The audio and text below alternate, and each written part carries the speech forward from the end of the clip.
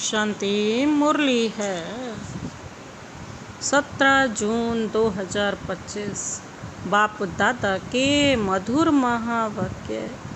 मीठे बच्चे, अपना कल्याण करना है तो हर प्रकार की परहेज रखो।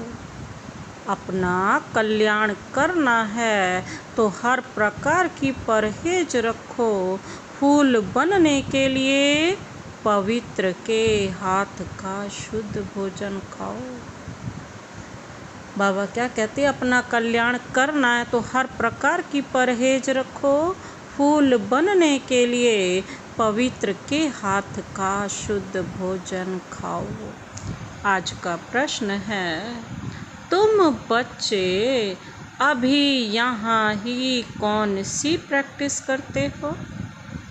तुम बच्चे अभी यहाँ ही कौन सी प्रैक्टिस करते हो जो 21 जन्म तक रहेगी? बाबा कहते हैं, तुम बच्चे ऐसी कौन सी प्रैक्टिस करते हो जो 21 जन्म तक रहेगी? बाबा ने उत्तर दिया, सदा तन मन से तंदुरुस्त रहने की प्रैक्टिस। सदा तन मन से तंदुरुस्त रहने की प्रैक्टिस तुम यहाँ से ही करते हो। तुम्हें दधीचि ऋषि मिसल यज्ञ सेवा में हड्डियाँ भी देनी है, लेकिन हठ योग की बात नहीं है। तुम्हें दधीचि ऋषि मिसल यज्ञ सेवा में हड्डियाँ भी देनी है, लेकिन हठ योग की बात नहीं है। अपना शरीर कमजोर नहीं करना है। तुम योग से 21 जन्मों के लिए तंदुरुस्त बनते हो, उसकी प्रैक्टिस यहाँ से करते हो। सदा तन मन से तंदुरुस्त रहने की प्रैक्टिस बाबा कहते यहाँ से ही करते हो। तुम्हें दधीचि ऋषि मिसल यज्ञ सेवा में हड्डियाँ भी देनी है, लेकिन हठ योग की बात नहीं है। अपना शरीर कमजोर नहीं करना है। तुम योग से 21 जन्मों के लिए तंदुरुस्त बनते हो, उसकी प्रैक्टिस यहाँ से करते हो। ओम शांति। कॉलेज अथवा यूनिवर्सिटी होती है तो टीचर भी स्टूडेंट तरफ देखते हैं। कॉलेज या यूनिवर्सिटी में तो टीचर भी स्टूडेंट तरफ देखते हैं कि गुलाब का फूल कहाँ है। देखते हैं ना, फ्रंट में कौन बैठे हुए हैं? बाबा कहते, पूछते हैं कि कौन बैठे हुए हैं? यह भी बगीचा है, परंतु नंबर वार तो है ही। यहाँ ही गुलाब का फूल देखता हूँ, फिर बाजू में रतन ज्योति। कहाँ अक भी देखता हूँ, बागवान को तो देखना पड़े ना। उस बागवान को ही बुलाते हैं कि आकर इस कांटों के जंगल को खत्म कर फूलों का कलम लगाओ। तुम बच्चे प्रैक्टिकल में जानते हो कैसे कांटों से फूलों का सैपलिंग लगता है। तुम्हारे में भी बहुत थोड़े हैं जो इन बातों का चिंतन करते हैं। यह भी तुम बच्चे जानते हो। वह बागवान भी है, खिवैया भी है, सबको ले जाते हैं।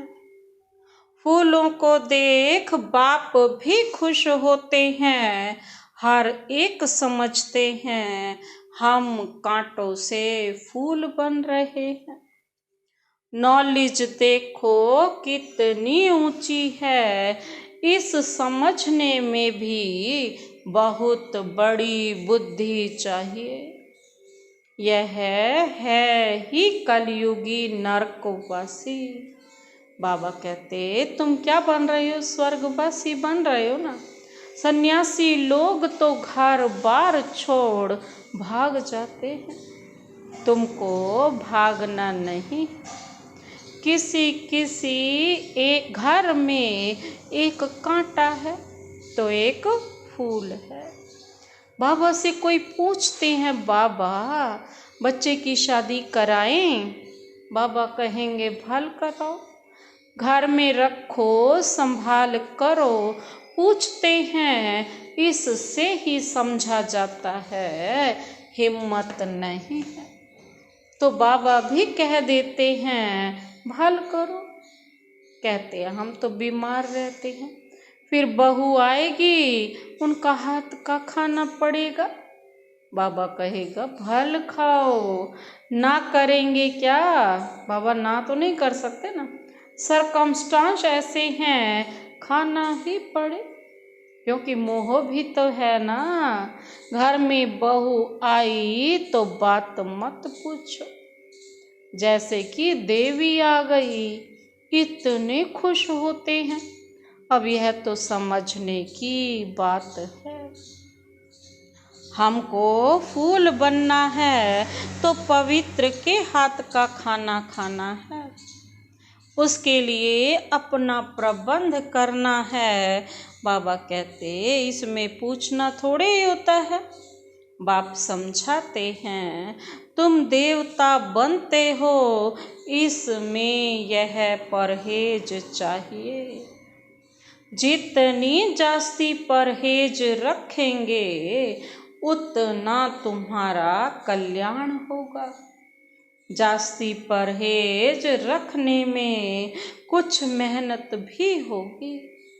रास्ते में बाबा कहते हैं भूख लगती है, खाना साथ में ले जाओ। कोई तकलीफ होती है, लाचारी है तो स्टेशन वालों से डबल रोटी ले खाओ। सिर्फ बाप को याद करो, इनको ही कहा जाता है योग बल। इसमें हठ योग की कोई बात नहीं। शरीर को कमजोर नहीं बनाना है। दधीची ऋषि मिसल हड्डी हड्डी देनी है। इसमें हठ योग की बात नहीं है। यह सब है भक्ति मार्ग की बातें। शरीर को तो बिल्कुल तंदुरुस्त रखना है। योग से 21 जन्मों के लिए तंदुरुस्त बनना है।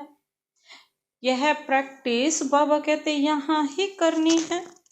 बाबा समझाते हैं इसमें पूछने की दरकार नहीं रहती। हाँ, कोई बड़ी बात है उसमें मूंझते हो तो पूछ सकते हो। छोटी छोटी बातें बाबा से पूछने में कितना टाइम लगता है। बाबा कहते छोटी छोटी बातें तो पूछ सकते हो ना, इसमें कितना टाइम लगता है। बड़े आदमी बहुत थोड़ा बोलते हैं। शिव बाबा को कहा जाता है सदगति दाता। रावण को सदगति दाता थोड़े ही कहेंगे। अगर होता तो उनको जलाते क्यों? हर साल जलाते हैं। बच्चे समझते हैं रावण तो नामी ग्रामी है। भल ताकत रावण में बहुत है, परंतु दुश्मन तो है ना। आधा कल्प रावण का राज्य चलता है, परंतु कब महिमा सुनी है? कुछ भी नहीं। तुम जानते हो रावण 5 विकारों को कहा जाता है। साधु संत पवित्र बनते हैं तो उन्हों की महिमा करते हैं ना। इस समय के मनुष्य तो सब पतित हैं। भल कोई भी आए, समझो कोई बड़े आदमी आते हैं, कहते हैं बाबा से मुलाकात करें।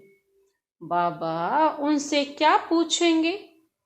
उनसे तो यही पूछेंगे कि राम राज्य और रावण राज्य कब सुना है, मनुष्य और देवता कब सुना है।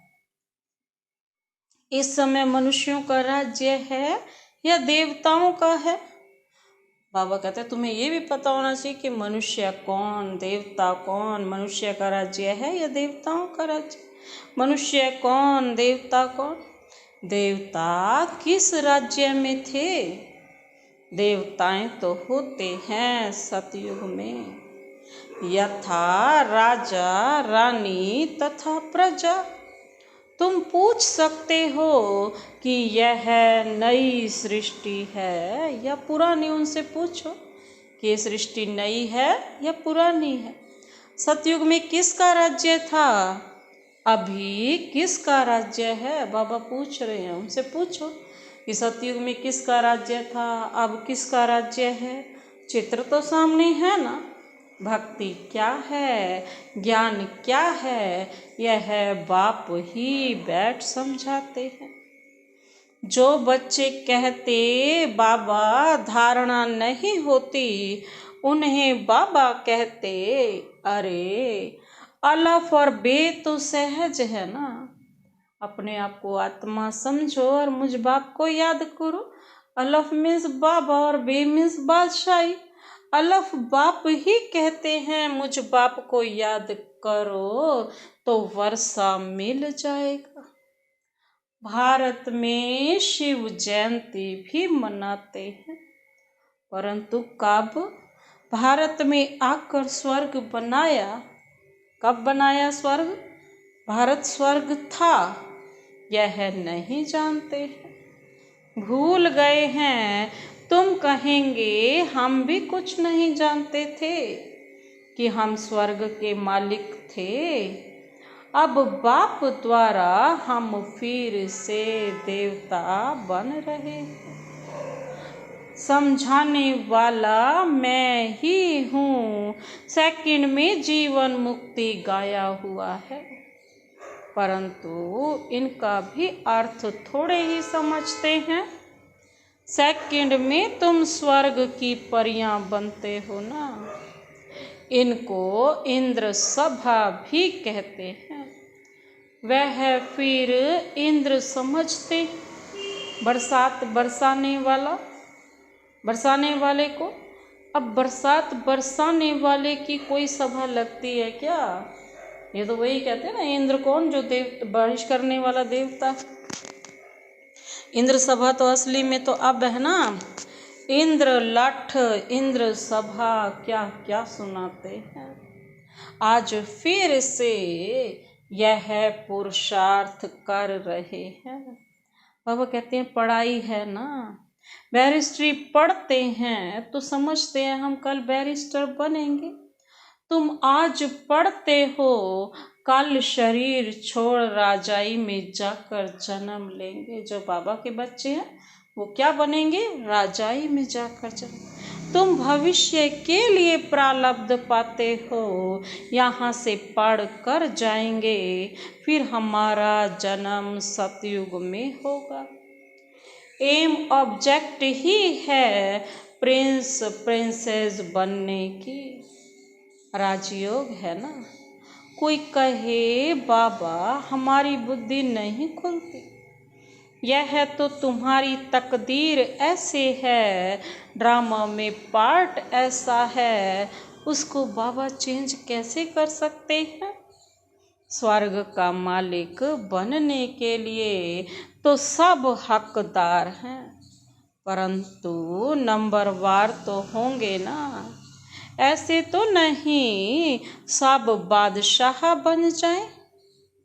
कोई कहते ईश्वरीय ताकत है तो सबको बादशाह बना दे, फिर प्रजा कहाँ से आएगी।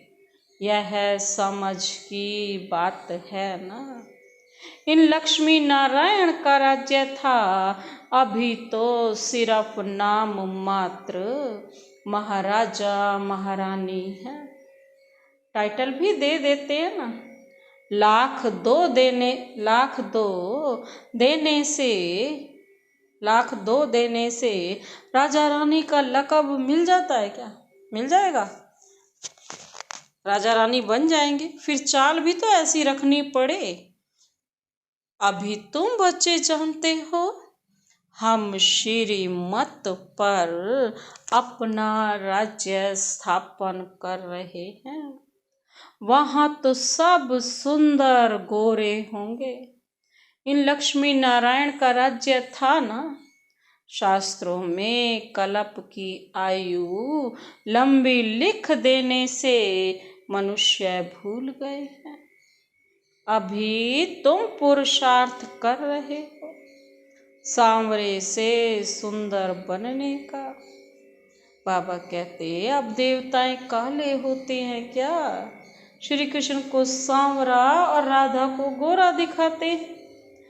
अब सुंदर तो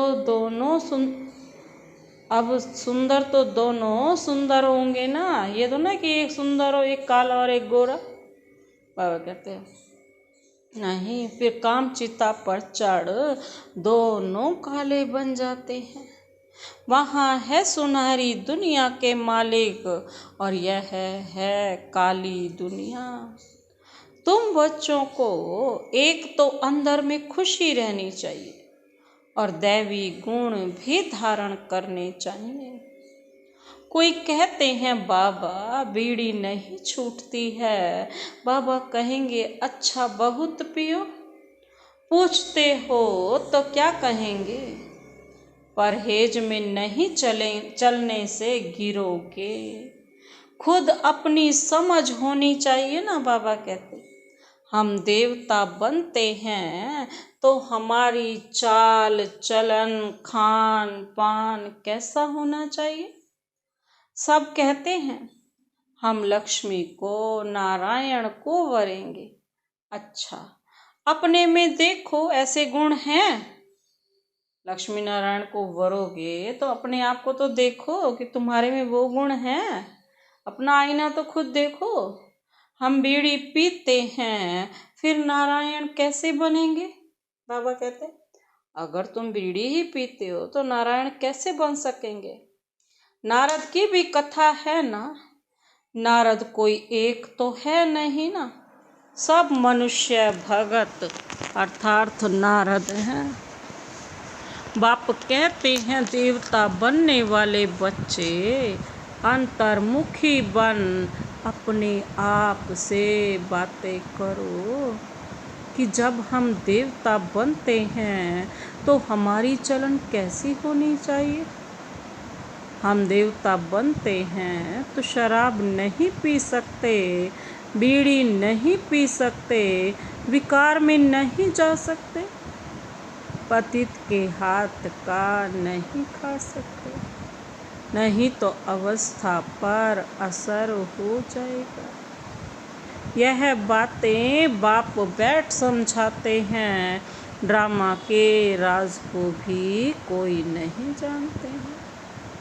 यह नाटक है, सब पार्टधारी हैं। हम आत्माएं ऊपर से आती हैं। पार्ट तो सारी दुनिया के एक्टर्स को बजाना है। कैसे पार्ट बजाते हैं? यह वैरायटी धर्मों का झाड़ है। बाबा कहते हैं इसके पास कपड़ों वैरायटी, हर चीज़ की इतनी वैरायटी है, इतना बड़ा झाड़ है, हर तरह के हर धर्म के लोग हैं। इसीलिए तो बाबा कहते हैं ना वैरायटी झाड़। एक आम के झाड़ को वैरायटी झाड़ नहीं कहेंगे। उसमें तो आम ही होगा ना। यहाँ तो सब हैं, पूरा गुलदस्ता है, तरह तरह के फूल हैं। यह मनुष्य सृष्टि का झाड़ तो है, परंतु इनका नाम है वैरायटी धर्मों का झाड़। बीज एक ही है। मनुष्यों की वैरायटी देखो कितनी है, कोई कैसे कोई कैसे। यह बाप बैठ समझाते हैं। मनुष्य तो कुछ नहीं जानते। मनुष्यों को बाप ही पारस बुद्धि बनाते। तुम बच्चे जानते हो इस पुरानी दुनिया में बाकी थोड़े रोज हैं। कलप पहले मुआफिक सैपलिंग लगती रहती है। अच्छी प्रजा, बाबा कहते अच्छा राजा, अच्छी प्रजा साधारण प्रजा का भी सैपलिंग लगता है ना, सबका लगता है। यहाँ ही राजधानी स्थापन हो रही है। बच्चों को हर एक बात में बुद्धि चलानी पड़ती है ना। ऐसे नहीं मुरली सुनी ना सुनी, यहाँ बैठे भी बुद्धि बाहर भागती रहती है। बाबा कहते ऐसे भी है। कोई तो सम्मुख मुरली सुनकर बहुत गद गद होते हैं, मुरली के लिए भागते हैं, भगवान पढ़ाते हैं। तो ऐसी पढ़ाई छोड़नी थोड़े ही चाहिए। टेप में एक्यूरेट भरता है, सुनना चाहिए। साहूकार लोग खरीद करेंगे तो गरीब सुनेंगे, कितनों का कल्याण हो जाएगा। गरीब बच्चे भी अपना भाग्य बहुत ऊंचा बना सकते हैं। बाबा बच्चों के लिए मकान बनवाते हैं, गरीब 2 रुपया भी मनी ऑर्डर कर देते हैं। बाबा कहते बाबा इसकी एक ईंट मकान में लगा देना, 1 रुपया यज्ञ में डाल देना, फिर कोई भी हुंडी भरने वाला भी होगा ना, फिर कोई तो हुंडी भरने वाला भी होगा। मनुष्य हॉस्पिटल आदि बनाते हैं, कितना खर्चा लगता है। साहूकार लोग सरकार को बहुत मदद करते हैं, उनको क्या मिलता है? अल्पकाल का सुख। यहाँ तो तुम जो करते हो 21 जन्मों के लिए देखते हो। बाबा ने सब कुछ दिया, विश्व का मालिक पहला नंबर बना। 21 जन्मों के लिए ऐसा सौदा कौन नहीं करेगा? यहाँ तो 1 जन्म के लिए करते हैं, वहाँ तो 21 जन्मों की प्रारंभ, सिर्फ 1 जन्म पवित्र रहना। भोलानाथ तब तो कहते हैं ना, अभी की ही बात है कितना भोला है। कहते हैं जो कुछ करना है कर दो। कितनी गरीब बच्चियां हैं सिलाई कर पेट पालती हैं। बाबा जानते हैं यह तो बहुत ऊंच पद पाने वाली है। सुदामा का भी मिसाल है ना, चावल मुट्ठी के बदले 21 जन्मों के लिए महल मिले। तुम यह बातें नंबरवार पुरुषार्थ अनुसार जानते हो। बाप कहते हैं मैं भोलानाथ भी हूँ ना। यह दादा तो भोलानाथ नहीं है, यह भी कहते हैं भोलानाथ शिव बाबा है, इसलिए उनको सौदागर, रत्नागर, जादूगर कहा जाता है। तुम विश्व का मालिक बनते हो, यहाँ भारत कंगाल है, प्रजा साहूकार है, गवर्नमेंट गरीब है। अभी तुम समझते हो भारत कितना ऊंच था, स्वर्ग था, उसकी निशानियां भी हैं। सोमनाथ का मंदिर कितना हीरे जवाहरों से सजा हुआ था, जो ऊंट भर कर हीरे जवाहर ले गए। तुम बच्चे जानते हो अभी यह दुनिया बदलनी जरूर है, उसके लिए तुम तैयारी कर रहे हो।